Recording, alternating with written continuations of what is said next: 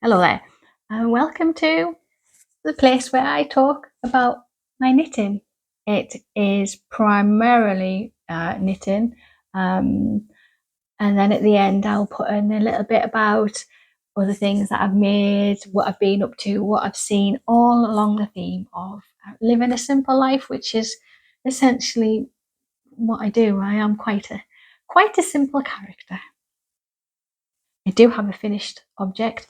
I was wearing it, but I'm a little bit too warm, so it's a finished object that I'm not wearing. This is the Field Day Cardigan. I'll put some footage of it on the screen now for you.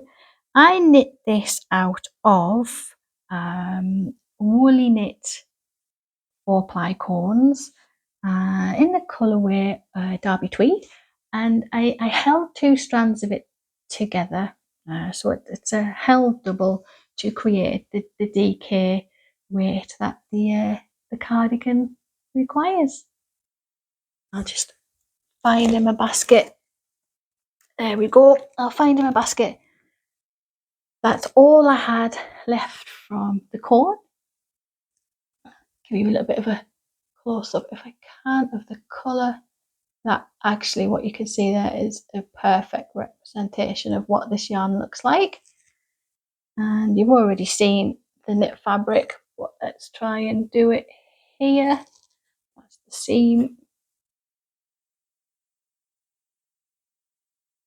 That's quite a good representation of what it looks like. So yes, this is the Field Day Cardigan, patterned by Ozetta. It's a lovely seamless construction actually. It's a very neat construction. This is the increases along the back shoulder line, and then pick up stitches to join to knit the front portion of the cardigan. So neat, so simple, and yet so neat. And then the button band is knit as you go, so it's a knit on button band with a little bit of stretch in there. Again, the slip stitch on the end just gives it such a neat edge. And the pattern that calls for 4 buttons and the V-neck. The only worry I have, and it's a slight worry, you remember I couldn't remember last episode how on earth I started this, and I still can't remember. But if you can see here, so you can see where 2 parts of the increases down the shoulder go there. This section here until the very end along here was detached, so there was a hole, all part of the construction. So I've needed to, as per the instructions, attach the button band to the body of work, and what that does is it creates a ridge. Now, I'm sure it's going to be absolutely fine, but that ridge sits right on the bone of my neck. So I'm a little bit concerned because it's not a very rough yarn, the Woolyknit corns, but it's rough enough for me to be concerned that when I start to wear like my shawls and scarves in the winter, in the house particularly, I've always got something around my neck in the winter, and it might irritate the back of my neck there. But that's me being a little bit picky. It's a beautiful construction, and I think suits my body shape actually. I'm quite that this is my first completed project of drop sleeve construction, and my first ever actual V-neck cardigan, and I think for my body shape it's going to work for me. So I'm really happy with it. Really I think I will be doing more drop sleeve constructions, definitely. All right, yeah, so that is that. Yeah. Okay. the last time I spoke to you all about my knitting, I said that I was going to a Highland Games. I was going to help my sister-in-law run her stall, and that I needed a quick knit because I didn't have that much time to get prepared for it. Quick knit, and sorry, I got something in my eye. A quick knit that was appropriate for the Scottish summers because they can be a little bit unpredictable. And I opted for the Ranunculus, and I thought that a light fingering wouldn't be enough. So I decided to make a t-shirt type Ranunculus with Holden mohair. On the day, my instinct was right, you see. On the day, I wore it with a long sleeve black top and my black jeans. And I should show you it, shouldn't I? There we are. I wore it with my long sleeve black top and my black jeans, and then this over the top. And I still needed a cardigan on top of that. So this wasn't enough even. Scottish summers. I know you've all up there, I know you've all had a really hot summer as well. So, and there's some footage at the end of a beautiful example of Scotland in the summer on a really lovely day. But that's at the end. I'll talk more about that at the end. So yes, that's my Ranunculus, and I'll not talk about the construction of it all because it's all over the internet. But let's see if I can get the colour. Yeah, this is the colour. So this colour that I have by hook or by crook, this colour is the colour that I was after. Now, how I've got to it is a miracle, to be honest with you. So this is the colour. The light fingering strand is a Cascade 220 light fingering, and it came, don't know the colour, did I write it down? In the plum. It is surprisingly in the plum.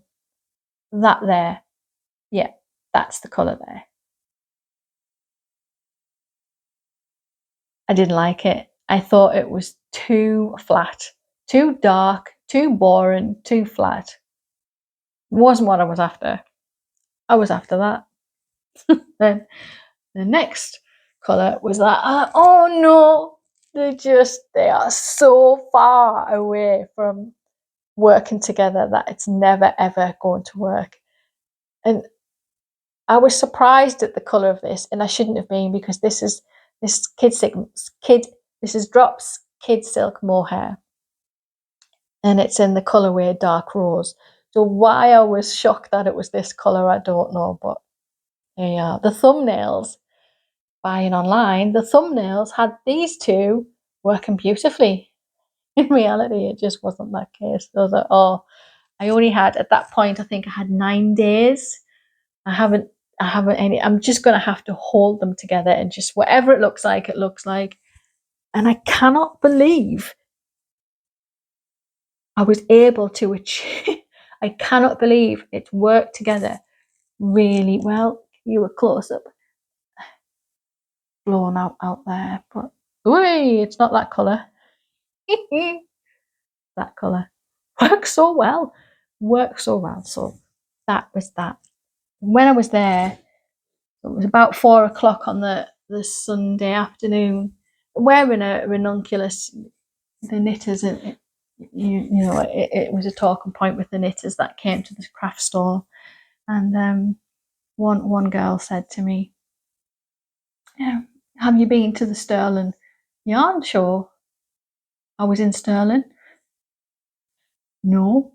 That weekend there was a yarn festival on in Stirling. Missed it. Didn't know about it. Missed it. Too late.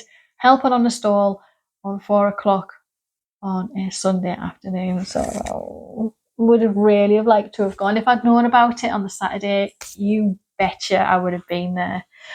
Never mind. It wasn't to be. Right then, what should I talk about next? Go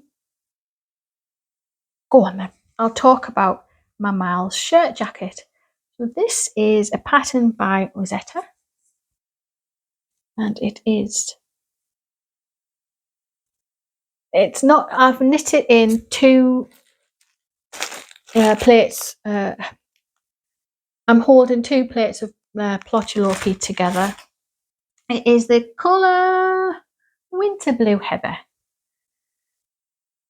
The problem I'm having, and it's not a problem, it could have been a problem, thankfully, because I am wanting this as an outdoor jacket, quite a sturdy outdoor top layer piece. It's not a problem, because holding the two strands together at the gauge required in this pattern has meant that I have a very, very sturdy fabric. So if you wanted to knit this, also I'm knitting it 2 needle sizes lower than recommended to get the gauge, and I'm a tight knitter, so you can appreciate how thick and sturdy this is. So if you wanted to knit this, if you wanted to knit the Miles shirt jacket for kind of like a house jacket, something a little bit easier on the skin and moves a little bit more, two strands of Plotulopi probably wouldn't be very good, really. Other than that, if you want it for an outdoor jacket, superb. This fits brilliantly. This pattern has been written up so well. It fits where I want it, exactly how I expect it to. So if you hit gauge, regardless of yeah, it's a good pattern. The only other thing, no, there's 2 other things. So Plotulopi, this collar is beautiful, and I think it's part of the overall effect. I love it. So you can see where it's going to sit. It's going to sit on my neck. Now, thankfully, I don't mind it. If it came here, I would mind it, but I'm all right. So that's another thing. If you're going to knit this out of quite a rough yarn, be aware that it does sit right on your bare neck. It doesn't have to be bare. We can put scarves or anything around there, can't we? Roll neck top even. But can you see how because it's such a dense fabric, how this just sits up beautifully, it just holds its position. I love it, really enjoying it. The only other thing about knitting this in the Plotulopi, if you can see, I have done the, let's see, can you see? Yeah, you see there's a curve there. See if you can get that. Might have to put it on my head. Now, can you see how that's a curved hem there? You can see how it's kicking up, because ideally I would have liked to have used a stretchy bind off, a sewn bind off, but with the Plotulopi being how it is unspun, there was no way I could have knit off a tubular bind off all the way along that hemline. So it is just a standard bind off, but it just doesn't have the stretch. I think with it soaking at the end when it's finished, I think the problem isn't there. You can see with just a little bit, it is, I think it's going to be okay, but I would have liked to have done a sewn off and getting more give there just to avoid that issue. But other than that, this is a lovely knit. Oh, I haven't shown you the back seam. So this is the back seam again with Ozetta. Her construction is, it plays for a really neat project. Don't know what buttons I'm going to put on it yet. I was wondering last episode whether I would put buttons on at all, but I have. I've decided that I would like to have buttons. I would like the option, because it's an outdoor jacket, I would like the option to close it in case I need it for the warmth element. Okay, let's pop it in the basket. Now you know what the basket's up there for. So I was knitting on this when the temperatures got really quite, yeah, I don't need to tell you about the temperatures at some points in the summer. I'm sure all around the world, I think in the Northern Hemisphere, I think it's quite worrying, wasn't it? So I needed a new project to knit on, and at the time I was harking to the autumn. I love autumn. The colours of our autumn, they are my colours. So I decided, in my wisdom, for a light summer hot weather knit, to pick up another Aran weight Aran weight project. But my thinking is, you know, the problems I'm having with my body shape. I didn't want to, I've got socks on the go, you'll see in a minute. I didn't want to start another pair of socks. I didn't want to knit on socks. I wanted something to create, use my time to create something for the autumn and the winter. So that was my thinking. We're knitters. We have bizarre thought processes.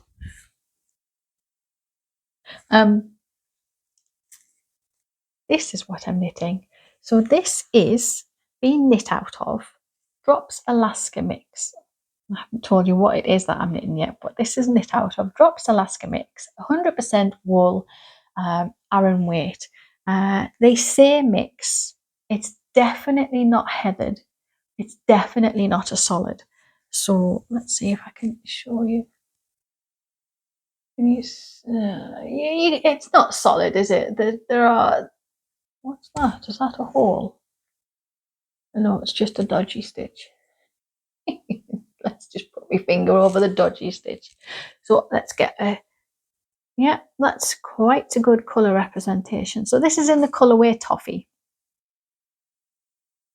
I am knitting this from a chart. It's such a simple but effective, and I think quite beautiful effect. That is a 4-row repeat with only 1 row having the yarn overs. I think even I'm following a chart for this one. Oh, thanks. It's knit flat. So I've just started to split for, not split, but you know what I mean. Started the work to be able to put the sleeves in. I do it that way, you can see a little bit better. That's better. So I will at the end put the button band on. I am wanting this to be quite a cropped cardigan. I would like it to fall just at the waistband of a black cord, knee length. It's somewhere between knee length and short skirt type skirt for the autumn and winter. This is enjoying this one. I'm looking forward to the construction of the sleeves, because usually I pick up stitches for my sleeves. So in this one, you kind of build up the sleeves backwards and forward. The shoulder part, the shoulder cap, you build it up backwards and forwards, and then you start to join, start to knit them round for the rest of the sleeve. So I'm interested to find out what that is all about. But I'm not knitting on this anymore because I have been distracted with other things. Let's gather this up. Pop it into there. Let's have that showing there. And looks like a washing basket. Pop that in there as well. Oh, right then. So what have we got left to talk about? Let's do this one. So sorry. Oh, that is the Miss Marple cardigan by, oh, I haven't wrote the name down. By Nadia Crétin-Léchenne. Oh, that, I know the pronunciation isn't there. I'll put it down below. You'll find the name down below. It's a lovely pattern. All right then, so it was my mother-in-law's 70th birthday a couple of weeks ago. We went out for Sunday lunch to celebrate her birthday. And it was an area where my maternal family are from. Now, it's difficult. I consider myself as not having any blood family. My mum and dad have passed away, and I didn't, yeah, I adored them. They were my mum and dad. They passed away. But as a result of a lot of hurt and a lot of sadness, a lot of pain, I no longer have any blood family. So my dad passed away when I was 10-year-old. So to revisit those areas is actually quite difficult for me. But we were up there, and I said, okay, could David, my husband, could you drive me past where my grandma's house used to be? It's knocked down now. It was just a breeze block house. There was no insulation. It was a very, very cold house. So we drove back, and I saw where she was. I just saw her in a hat that she used to wear, and it wasn't a knitted hat. It was more of a woven fabric, a plaid tartan type hat, somewhere between a beret, a baker boy hat, but with a slouch. It was lovely. I've tried to create it with knitting, and I did well. I've created something half decent with knitting. This is the Silvester. It's a free pattern, and it's a pattern written by Ema Marinescu. I'll also put that down below because I've probably not got the pronunciation right with that one either. Yes, this is my hat, and I'm not a hat wearer. I don't feel comfortable with hats, but I love this, especially. Put my head down. Can you see? I don't know if you can see how it's gathered here. For once, I don't feel the need to hide this part with a pom-pom, which is another reason why I don't really like hats. This is perfect for my face shape. I just feel the colours are right. Can you remember when I first started this channel back in January, and my hair was just starting to grow in? If I can find a photograph of what I was like around the chemotherapy time, I'll put some photos on. But I felt at the time that I'd lost all my brown, like my warmth in my appearance, and I thought I was just going to be coming through grey. And I was actually quite sad that I didn't think I could wear this type of thing again. But I mean, I have got, I mean, there's a lot of grey within my hair, but I have, my brown is coming back, which is my warmth back. So I can get away with wearing this type of thing. And this year, I have little bits of hair down here and little bits of hair here because it's very,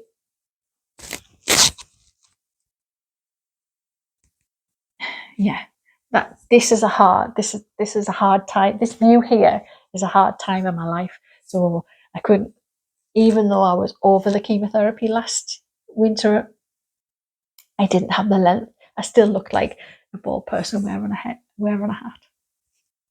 So I'm really pleased that I've got just a little bit. So I knit this out of the Schoppel Zauberball Crazy in the colourway flussbet. Such an interesting yarn. But how far away from the colour is it just by holding a strand of rust mohair? I'm as with the ranunculus, I'm shocked at how much a very thin, very fluffy yarn can affect the overall colour of a garment. So yeah, I was really, really happy with the effect. And at the time, the recommended needle size was a 2mm to do the cast on stretchy brim, and I don't have a 2mm. I thought, yeah, I'll be all right. I've got a 2.25, or I did at the time. There's a story coming with that one. I did at the time have a 2.25mm needle. I thought, oh, do you know what, it'd be all right. I knit tight. My gauge is always tight. It's probably sensible to go up, because I didn't gauge swatch at all for me, my hat. So I took a punt, and you know what? I'm pleased I used the 2.25, because I think it would have been far too tight otherwise. I am wanting to knit another one. I hope you can't hear the rumbly tummy. I am I'm wanting to knit another one to go with my winter black big wool coat. I think it'd be really, really nice with that coat. So yeah, that's on the plans. Maybe a blacky grey one. Yeah, I'm so happy with it. But it meant that I did have, this is what I've got left, and I had a lot left because I've put this into some socks. And these are my just a pattern made up by me, because I don't now I don't have a 2.25mm needle, which I'll tell you about at the end. I've had to knit these on a 2.5mm needle, and I'm a little bit worried because the density of fabric is not as tight as what I would like in a walking boot sock. Let's see how we go with it. But so ideally I would have liked to have knit the bottom part of this sock and the heel of this sock in a 2.25, but never mind. It wasn't to be. I have no longer got the needle. I will get a needle, but just not yet. I'm flying, aren't I? So that's what the Zauberball knits up as.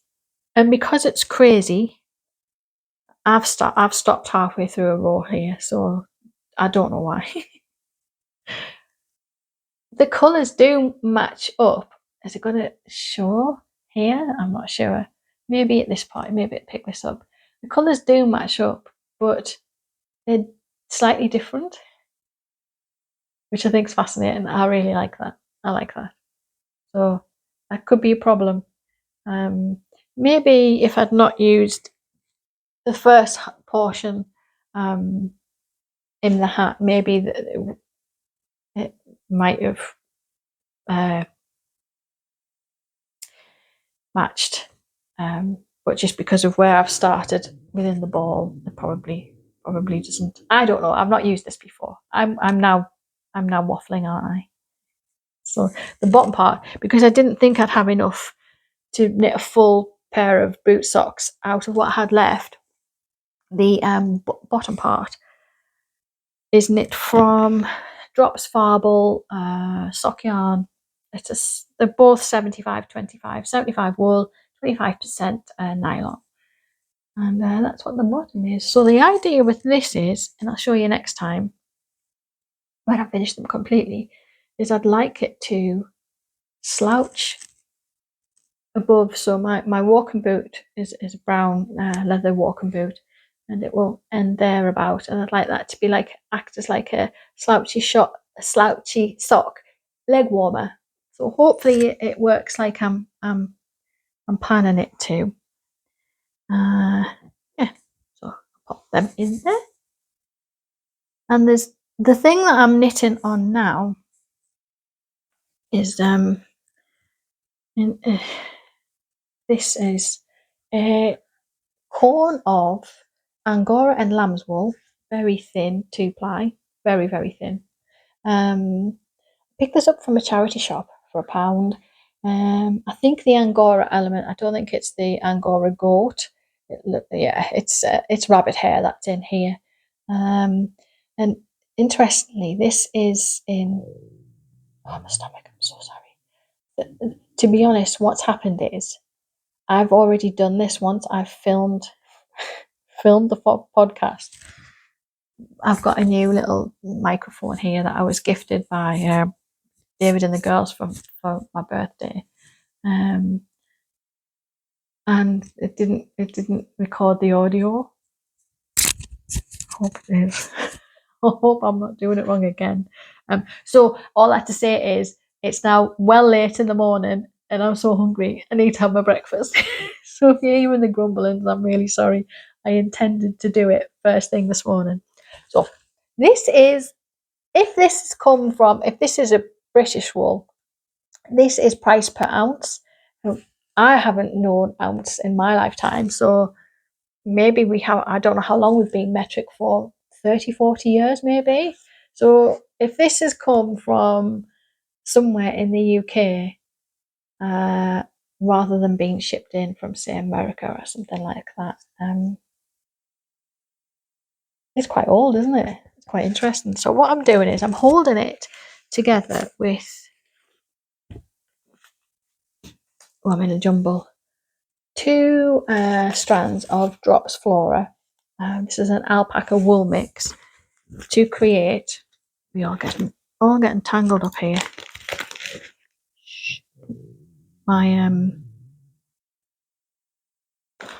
My potato sacks. I'm sorry, I'm getting distracted. There's so much noise going on. Okay, I'm just creating a fabric, quite a dense, thick, as thick as possible fabric, to be a bit of a sack for my thermal cooking box. So this is going to crinkle. This is full of wool insulation that comes with the organic boxes of vegetables and sometimes meat products that I get. So it's a smaller box filled with it in a larger box filled with it. And what I do is I cook up a stew for the first 10-15 minutes. Make sure it's really hot. Pop that into my crock pot. Put my crock pot in here. Close it all up. At the moment, I'm wrapping it in a blanket. So that's why I'm trying to knit a bag for it to just have it all in one piece, keep all the heat in as best I can, and not have to use the blanket on top. So that's my progress. That's what I'm working on right now. It's just a way of trying to keep the energy costs down. One of my simple things that I'm doing in this so-called simple life of mine.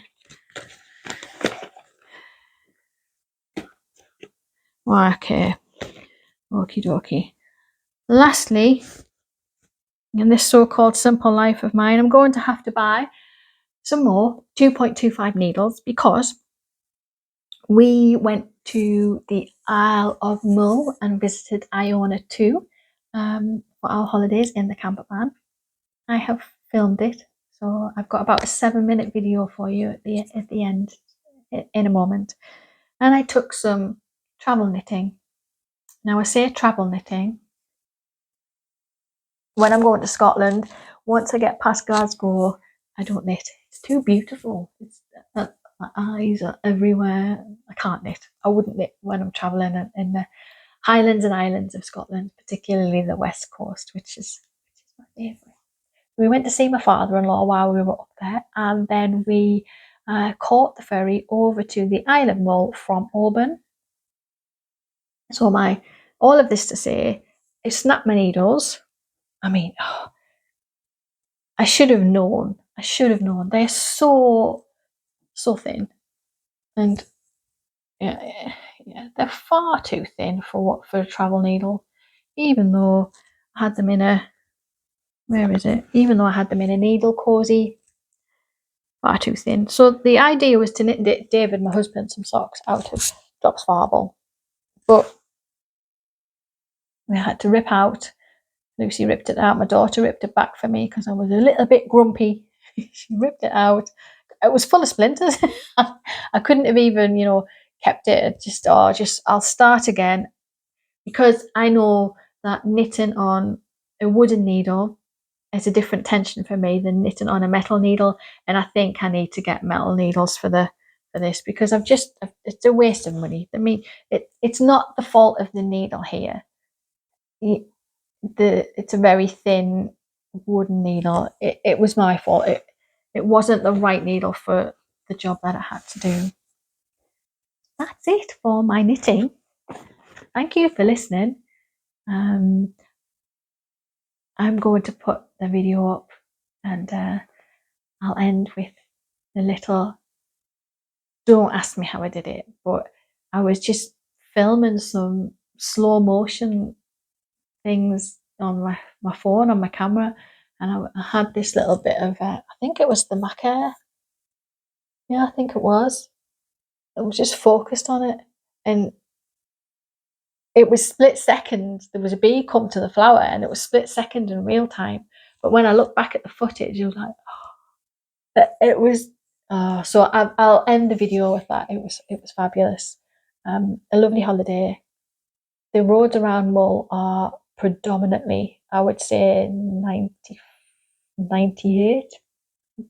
maybe single track roads all the way around the island. From what we saw. But the Isle of Iona, the weather was on our side, so we could experience it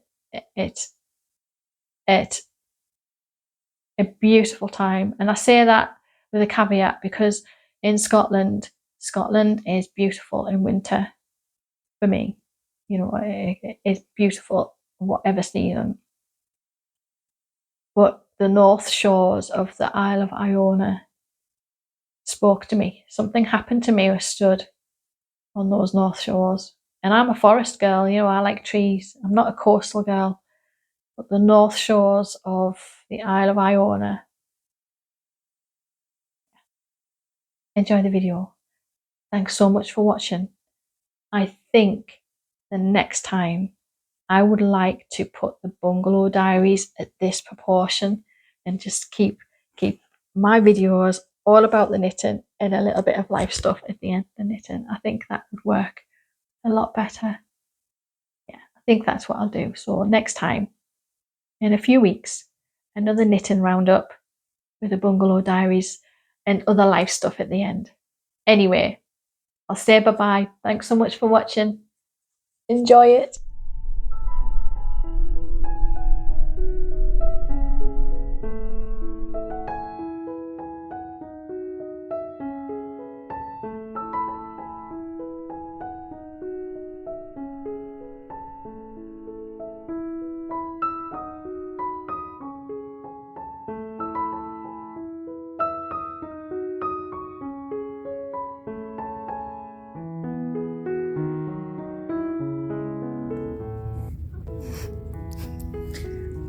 I'm asking.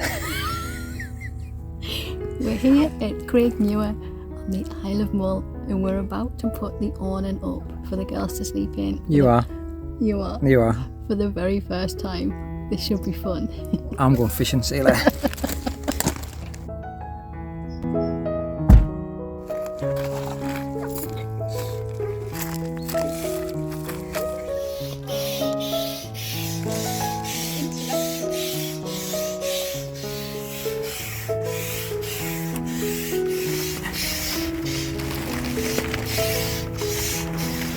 There's the other pump.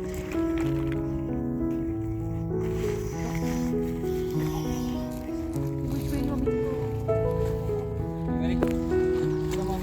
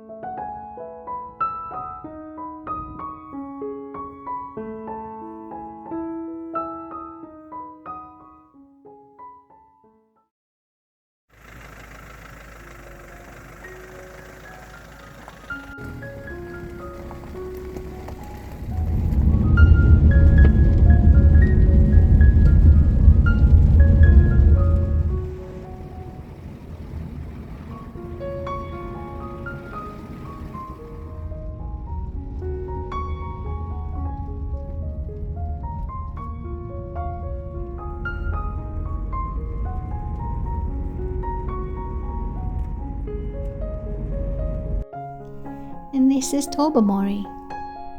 It was built in the late 18th century as a fishing port and is now the main town on the Isle of Mull.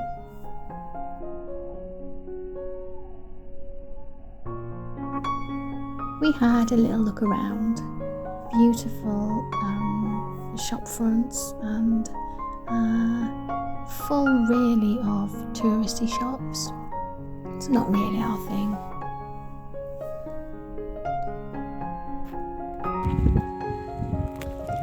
However, cheese producers with a cafe is our thing.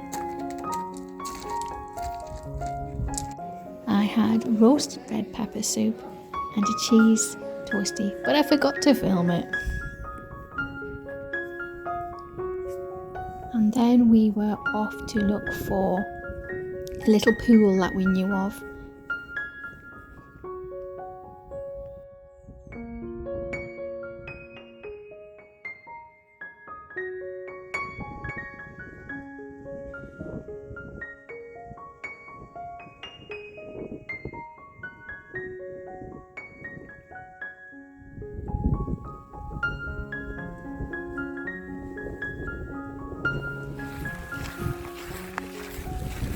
We ended the day at Calgary Bay.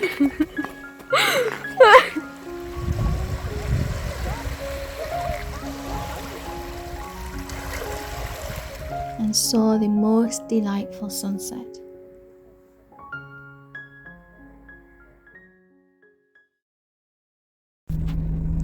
We needed to be up early the next day to get the ferry over to the Isle of Iona and on to Staffa.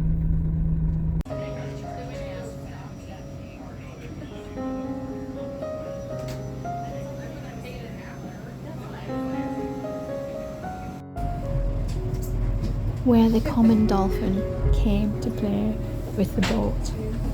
I'll never forget it. This was fabulous.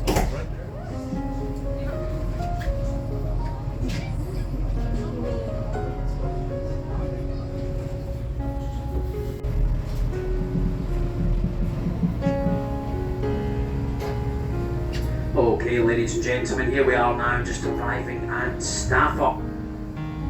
And this is Fingal's Cave starting to open up on the right hand side of what is known as the Great Face. Here they play a tune from Wagner as he was inspired by Fingal's Cave, and it was such a lovely day that they were able to actually pull the boat right into the cave, which was a phenomenal treat.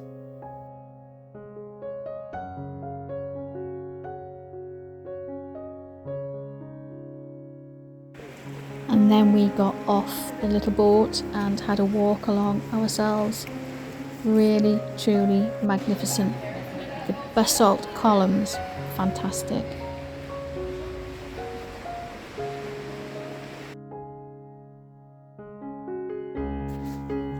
We were able to walk up some steps to the top of Staffa and the views. Such beautiful views.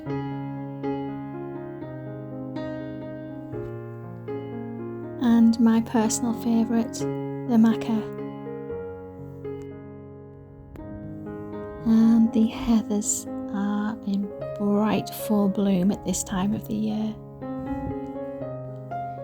Then we visited the Isle of Iona and took a long walk to the North Shores, which were the most beautiful shores I have ever seen.